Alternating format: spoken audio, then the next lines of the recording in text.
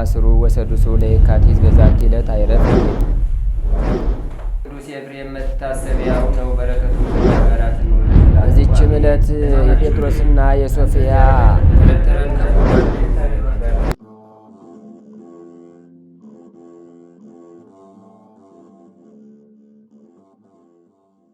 በስመ አብ ወወልድ ወመንፈስ ቅዱስ አሐዱ አምላክ አመ ዕስራ ወሰሙኑ ለታኅሳስ በዛቲ ዕለት ኮነ በዓለ ጌና ዘውእቱ በዓለ ልደት።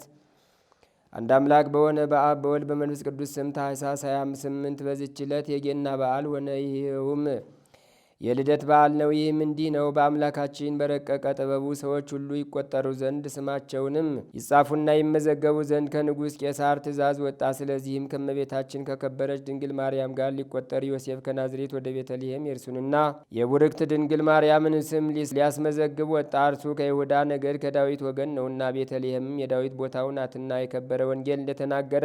ከዚህም በኋላ ከዚያ ሳሉ የምትወልድበት ቀን ደረሰ። የበኩር ልጇንም ወለደች። አውራ ጣቱንም አሰረች፣ በጨርቅም ጠቅልላ በበረት አስተኛችው። ለማደሪያቸው ቦታ አልነበራቸውምና በዚያም ሰፈር እረኞች ነበሩ። ሌሊቱንም በየተራቸው ተግተው መንጋቸውን ይጠብቁ ነበር። እነሆ የእግዚአብሔር መልአክ አጠገባቸው ቆመ። የእግዚአብሔርን መልአክ ብርሃን በላያቸው በራ። ታላቅ ፍርሃትንም ፈሩ። መልአኩም ለእናንተና ለመላው ዓለም ደስታ የሚሆን ታላቅ የምስራች እነግራችኋለሁና አትፍሩ አላቸው። እነሆ ዛሬ በዳዊት አገር መድህን የሆነ ጌታ ክርስቶስ ተወልዷልና፣ ለእናንተ ምልክቱ እንዲህ ነው። ሕፃኑ አውራ ጣቱን ታስሮ በጨርቅ ተጠቅልሎ በበረት ውስጥ ተኝቶ ታገኙታላችሁ አላቸው። ድንገትም ከዚያ መልአክ ጋር ብዙ የሰማይ ሰራዊት እግዚአብሔርን እያመሰገኑ በሰማይ ለእግዚአብሔር ምስጋና ይሁን፣ በምድርም ሰላም ለሰው በጎ ፈቃድ እያሉ መጡ። ከዚህም በኋላ መላእክት ከእነርሱ ዘንድ ባረጉ ጊዜ እነዚህ እረኞች ሰዎች እርስ በርሳቸውን ወደ ቤተልሔም ሂደን ይህን እግዚአብሔር የገለጠልንን ነገር እንወቅ አሉ።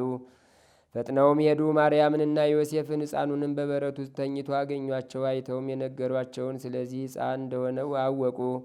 እረኞች የነገሯቸውን የሰሙ ሁሉ አደነቁ። እረኞችም ለሕፃኑ ሰግደው እግዚአብሔርን እያመሰገኑ ወደ ቦታቸው ተመለሱ። ከወገናችን ሰው ሆኖ ለጎበኘንና ይቅር ላለን እግዚአብሔር ምስጋና ይሁን ለዘላለሙ አሜን። ሰላም ለበዓለ ጌና ዘኢኮነ ንትጋም ልደተ ክርስቶስ ሰዓተ ጸጋ እስማልጸቀት ወበጻት ከመትስለዶ በስጋ ዮም ለተጽፎ ምስለ ብዙሃን እንግልጋ ሀገረ ዳዊት ማርያም አሪጋ።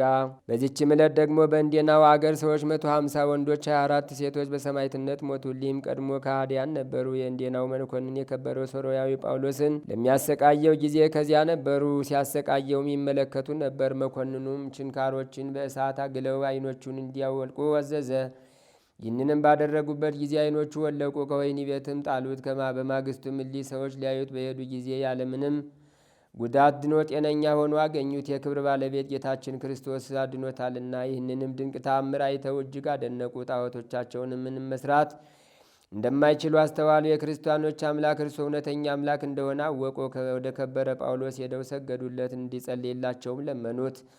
እርሱም ባረካቸው። እግዚአብሔር እምነታችሁን ተቀብሎ ከሰማዕታት ጋር ይቁጠራችሁ አላቸው። ከዚህም በኋላ ወደ መኮንኑ ቀርበው በክብር ባለቤት በጌታችን ኢየሱስ ክርስቶስ ታመኑ። መኮንኑም ራሶቻቸውን ቁረጡ ብሎ አዘዘና ቆረጧቸው። በመንግሥተ ሰማያትም የሰማዕትነት አክሊልን ተቀበሉ። ለእግዚአብሔር ምስጋና ይሁን፣ እኛንም በሰማዕታት ጸሎት ይማረን ለዘላለሙ አሜን። ሰላም ለክሙ ማይባራነ እደው አንዘ ኮንክሙ ስማ ዘበ ሃይማኖት ነጺረክሙ ገሃደ ግብረ ጳውሎስ ሰማዕትም ድረ መልህዋ አይኖ በአውደ መኮንን መስት ከመህብረ ገጹ ብሩህ ወአይኑ ክሱት። በዚችም ቀን የአባቶቻችን የአብርሃም የይስሐቅ የያዕቆብ መታሰቢያ ነው። እግዚአብሔር ምስጋና ይሁን ለዘላለሙ አሜን። ሰላም ለክቡ ክቡራን እደው ምጓለ እመሕያው አብርሃም ይስሐቅ ወያዕቆብ ዘዝክርክሙ ፍትውም ስጋ ክሙ መዋቲ ከመስጋ ኩሉ አበው በሀገረ ዳዊት ዮም ተወልደ ሕያው። አንድ አምላክ በሆነ በአብ በወልድ በመንፈስ ቅዱስ ስም ታኅሳስ 29 በዚች ቀን የከበረ የተመሰገነ ታላቅ የልደት በዓል የሆነ የጌታችንና የመድኃኒታችን ኢየሱስ ክርስቶስ ከእመቤታችን በከበረች ድንግል ማርያም የተወለደባት ዕለት ከበዓላት ሁሉ ተለይታ ከፍ ከፍ ያለች ናት። በዚችም ዕለት ከኤፍሬም ወገን መስፍኑ ኢያሱ ተወለደ። በዚችም ዕለት የከበሩ የያዕቆብ የፈሊስ የሌላው ሰማዕት የቴዎድሮስ መታሰቢያቸው ነው። በረከታቸውም ከእኛ ጋር ትኑር ለዘላለሙ አሜን። በዚችም ዕለት የሮሃ ንጉሥ አቃሪዎስ አረፈ። በዚችም ዕለት ሰምኑድ ከሚባል አገር ገመላዊው ቅዱስ ቆሪል አረፈ። በዚችም ቀን የአክሚም ሰማዕታት መታሰቢያቸው ነው። ዛቅረብኩ ማሕሌታ ዘኪርያ ይላፈም ለተጸምዱ ከዘልፈለላ አነብብ ተወከብ ዘንዴቴ መጽሐፈን ተረሰይ ከግዚኦ ጸዲቀ መበለቱ ክፈ ምላቡላን ዘተርፈ ነቢያት ቅዱሳን ሐዋርያት ሰባክያን ሰማዕታት ጻድቃን ደናግል አድዮ መነኮሳት ሄራን ባርኩ ባርኩ ጉባኤ ዛቲ መካን እስከ አረጋዊ ሊቆን ውስጻን ለዘ ጻፎ በክርታስ ወለዛ ጻፎን ዘየደርስ ወለዛ አንበቦ ለዘ ተርጎሞ በልሳን አዲስ ወለዘ ሰማ ቃሎ በዝነ መንፈስ በጸሎተሙ ማርያም አራቂተ ኩሉም ባይ ስቡረ የመሐረነ ኢየሱስ ክርስቶስ ተአምር ዘገብረ እግዚእነ ወአምላክነ ወመድኃኒነ ኢየሱስ ክርስቶስ ሳህሉ ምህረቱ ያህሉ ምስለ ኩልነ ህዝበ ክርስቲያን ለዓለም ዓለም አሜን። ይቅርታው ቸርነቱ ለዘላለም በእውነት ለሁላችን ደረግልና አማኑኤል ያደረገው ተአምር ነው። ዳግመኛ ጌታ ኢየሱስ ክርስቶስ ለደቀ መዛሙርቱ እንዲህ አላቸው። በዚያን ጊዜ ከዚህ ህዝብ የአመጻ ስራ የተነሳ በዓለም ላይ ስለሚደረግ ሰው ነገር ፀሐይና ጨረቃ ያለቅሳሉ። በከዋክብት ላይ ልዩ ተአምራት ይገለጣል። የጥበበኞች ጥበባቸው ይጠፋል። እኒህ ህዝቦች ራሳቸውን ጥበበኛ፣ ትንቢት ተናጋሪ፣ ነቢይ አድርገዋልና ከረከሰች ሃይማኖታቸው እርስ በርሳቸው ይረዳዳሉ። ከጨለማው ሀገር በሚመጣው በትረ መዓትም ከጻዳር ወገን የሆነው ሰዎች ትምህርቴን ይለውጣሉ። ከወገኖቼ ብዙዎቹ ይስቱባቸዋል፣ እንደተነሱም ይሆናሉ፣ እንደነርሱም ይሆናሉ። ከነርሱ የራቁ እነርሱም ያልተከተሉ ግን ብፁዓን ናቸው። በዚያን ጊዜ ተራራና ኮረብታ ያለቅሳሉ፣ ወንዞች ይደርቃሉ፣ ሀገር ይዘረፋል፣ ቤተ መቅደስ ይመዘበራል።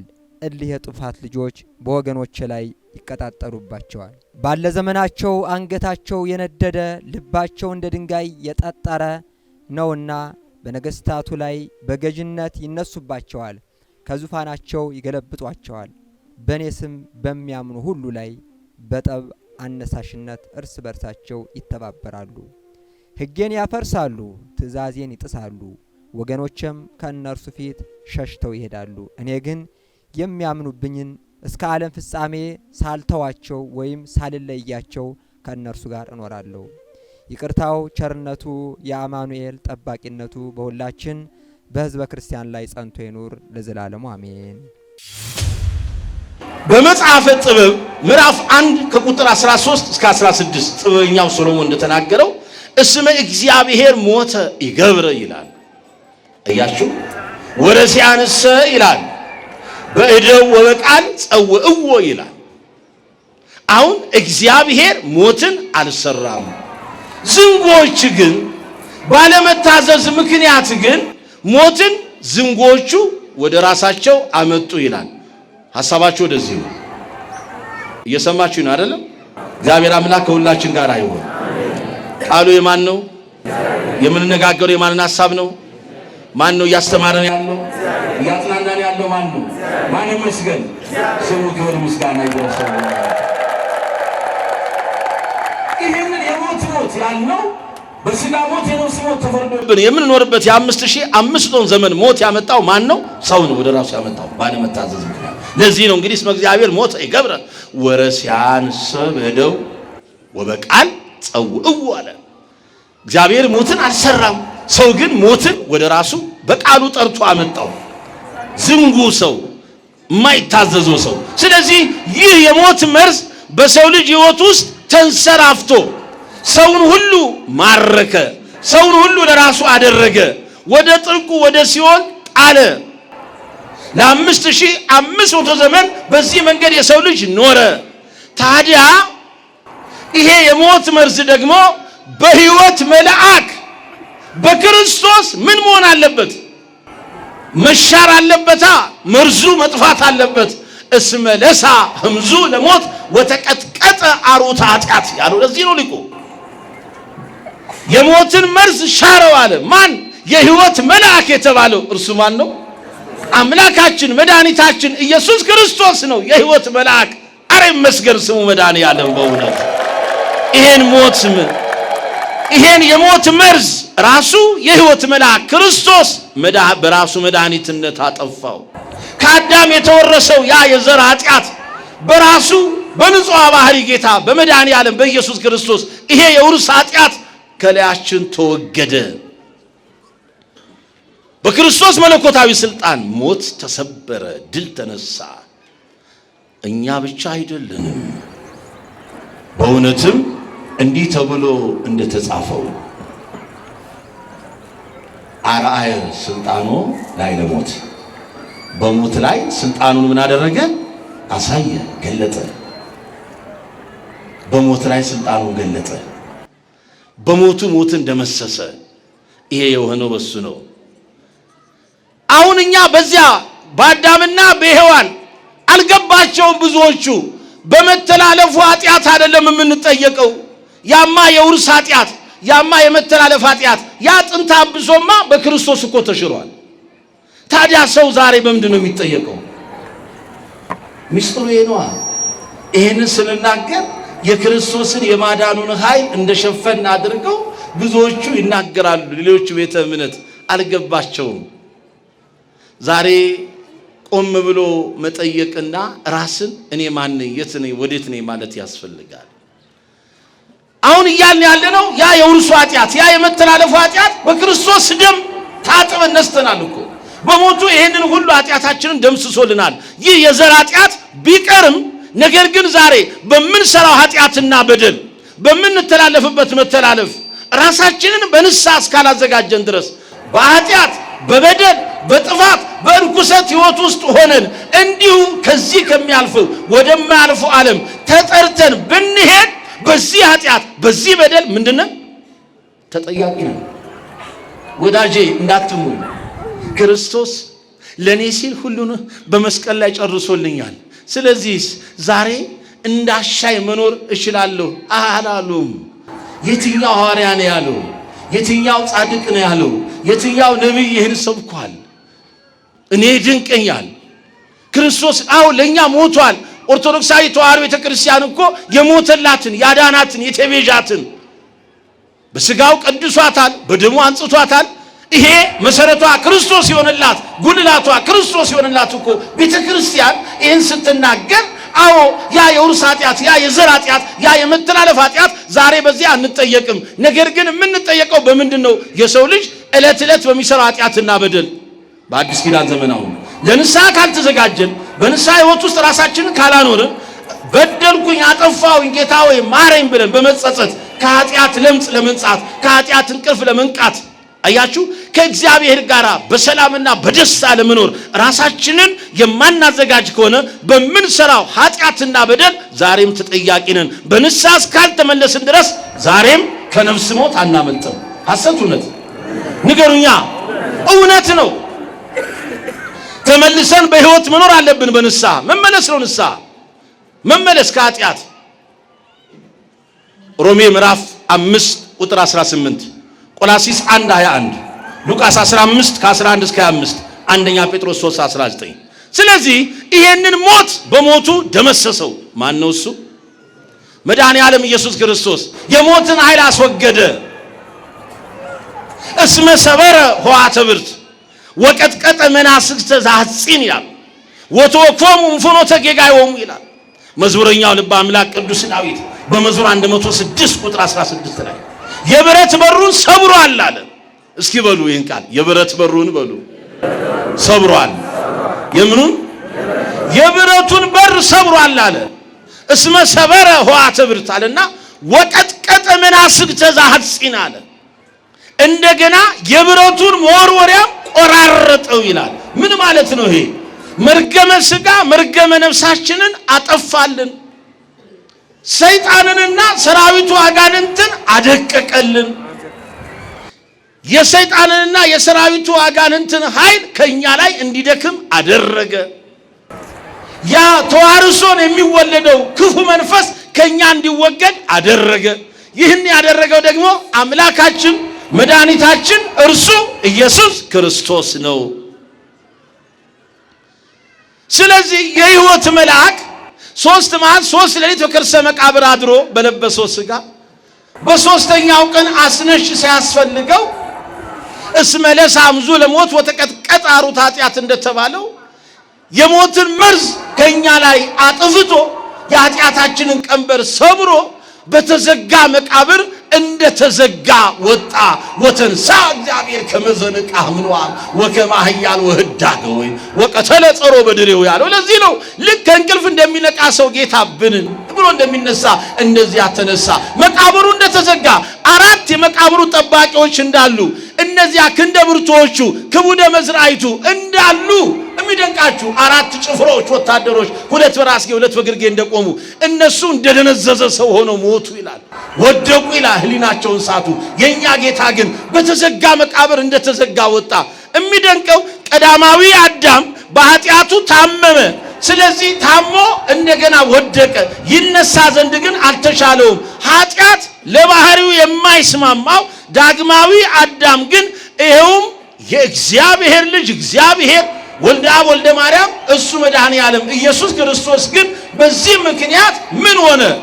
የመጀመሪያውን አዳምን ከውድቀቱ ሊያነሳው ከውርደቱ ሊያከብረው ሞቱን በሕይወት ሊቀይር ሥጋ ማርያም ለብሶ ሞተ።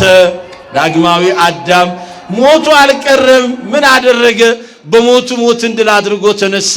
ስለዚህ ዛሬ ምን እያለን እንዘምር? አይቴን ከቀኖት ከሞት ወአይቴን ከመውት ከሲኦል ብላችሁ ዘምሩ። ሞቶ የመውጊያ የት ነው? ለ5500 ዘመን በመርዝህ ወጋህን፣ በመርዝህ ጣልከን፣ በመርዝህ እኛን አበላሸን። ዛሬ ግን መውጊያ የት አለ? ሲኦል ድል መንሳት የት አለ? ስለዚህ ይህንን ሁሉ ድል አድርጎ የተነሳው መድኃኔ ዓለም ኢየሱስ ክርስቶስ ነው። ከዚህ በኋላ ሰላም ታውጆላችኋል፣ ፍቅር አንድነት ተሰብኳችኋል፣ በዚህ እውነት ውስጥ ኑሩ አላቸው። ማንን? ቅዱሳን ደቀ መዛሙርቱን። ይህን ሰላም ዛሬ ለኛ ሰጠን። ሰላም እምይእዜሰ ኮነ ፍስሐ ወሰላም ያልነው ከዚህ ሰዓት ጀምሮ ነው። ሰላማችን ሆኖልናል፣ በሰላም እንድንኖር ታውጆልናል አለን። ስለዚህ ከዚህ በኋላ አኗኗራችን እንዴት ይሁን? የሕይወት መልአክ የሞትን መርዝ ከኛ ላይ አጥፍቷል። የኃጢአታችንን ቀንበር ሰብሯል። በሞቱ ሙታንን አነሳ፣ ራሱንም አስነሳ። ተንሳ ዋንሳ ኩሎ ሙታን እንደተባለው።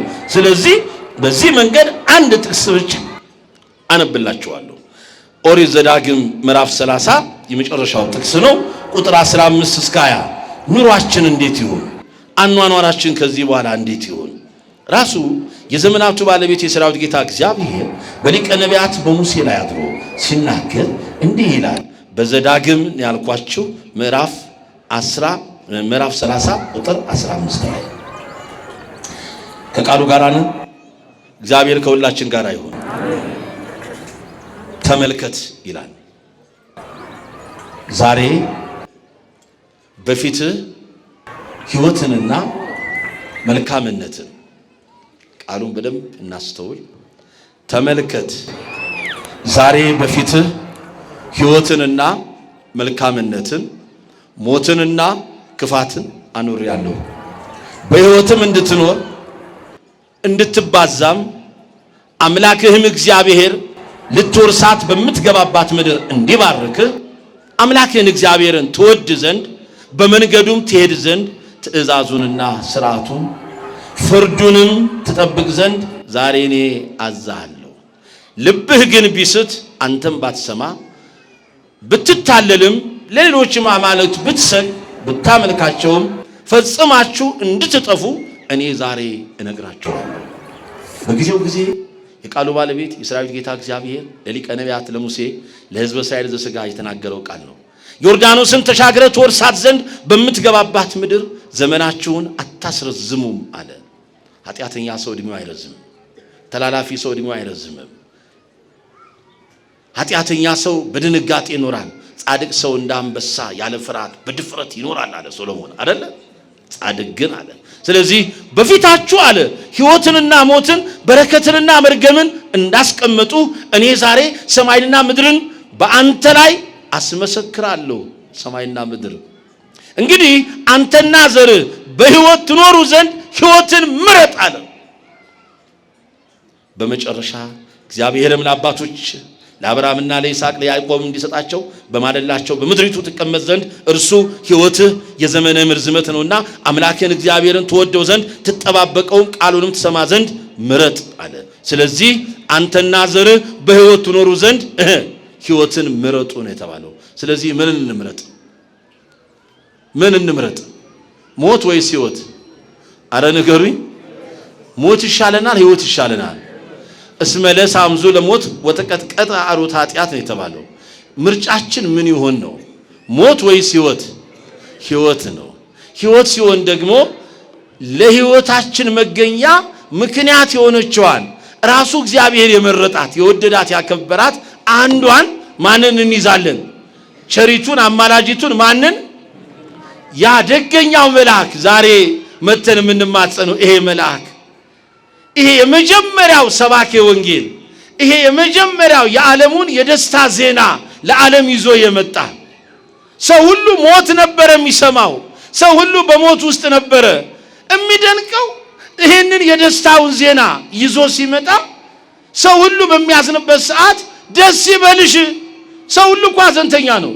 ነቢያቱም ሁሉም አበው አርሳ አበው ናቸው። አብርሃም፣ ይስሐቅ፣ ያዕቆብ ሁሉ በሐዘን ውስጥ ናቸው። በጨለማ ነበሩ። ከቅዱሳን ረድኤት በረከት ያሳትፈን። ሌሊቱን የባረከ አምላክ መዓልቱን ባርኮ ቀድሶ ሰላም ቀን ያውለን። በዓሉን የበረከት በዓል ያድርግልን። የታመሙትን ይፈውስልን። የተሰደዱትን ይመልስልን። የተራቡትን ያጽግብልን። የታረዙትን ያልብስልን። የተራቡትን ያጽግብልን። ሰላም ላጡት ሰላም፣ በረከት ላጡት በረከት ይስጥልን። በቸርነት ጠብቀን፣ ክፉን አርቅልን፣ መልካሙን አቅርብልን። አምላካችን መዓልቱን ባርከ ቀድሰ ሰላም ቀን አውለን። አቡነ ዘበሰማያት ይትቀደስ ስምከ ትምጻእ መንግሥትከ ወይኩን ፈቃድከ በከመ በሰማይ ከማሁ በምድር ሲሳየነ ዘለለ ዕለትነ ሀበነ ዮም ወኅድግ ለነ አበሳነ ወጌጋየነ ከመ ንሕነኒ ንኅድግ ለዘአበሰለነ ኢታብአነ እግዚኦ ውስተ መንሱት አላ አድኅነነ ወባልሐነ ኩሉ እኩይ እስመ ዚአከ ይእቲ መንግሥት ኃይል ወስብሐት ለዓለመ ዓለም። በሰላመ ቅዱስ ገብርኤል መልአክ ወእግዝእትየ ማርያም ሰላም ለኪ ድንግል በህሊናኪ ወድንግል በሥጋኪ እመ እግዚአብሔር ጸባኦት ሰላም ለኪ ብሩክት አንቲ እምአንስቶ ወብሩክ ፍሬ ከርሥኪ ተፈሥሒ ፍሥሕት ወምልዕተ ጸጋ እግዚአብሔር ምስሌኪ ሰአሊ ወጸልይ ምህረታ በፍቅር ወልኪ ኢየሱስ ክርስቶስ ከመ ይሥራይ ለነ ኃጣውኢነ ተማኅፀነ ብኪ ኦ እግዚእ ኢየሱስ ክርስቶስ ሥራይ ኃጢአትየ ወኃጢአተ ኩሉ ሕዝብ ከማይሠራ ኃጢአት እግዚአብሔር ይፍታ። ንቁ ሚዲያ ለተመልካቾቹ ከሚያደርሳቸው ዕለታዊ ሳምንታዊና ወርሃዊ ዝግጅቶች መካከል የየዕለቱን ስንክሳር ወርሃዊና ዓመታዊ የቅዱሳን ገላትና ድርሳናትን በኢትዮ ማህበር የዩቲዩብ ቻናል ያቀርባል። የየዕለቱን ስንክሳር ባሉበት ሆነው በማድመጥ እንዲሁም ወርሃዊና ዓመታዊ የቅዱሳንን ዜና ሕይወታቸውን በማድመጥ ከቅዱሳኑ በረከትና ረድኤት እንዲያገኙ ንቁ ሚዲያ የሁል ጊዜ ምኞቱ ነው። በየዕለቱ የሚለቀቁ ዜና ቅዱሳንን ላይክ፣ ሼርና ሰብስክራይብ በማድረግ አገልግሎቱን ይደግፉ። ንቁ ሚዲያ ርቱ የቤተ ክርስቲያን ልሳን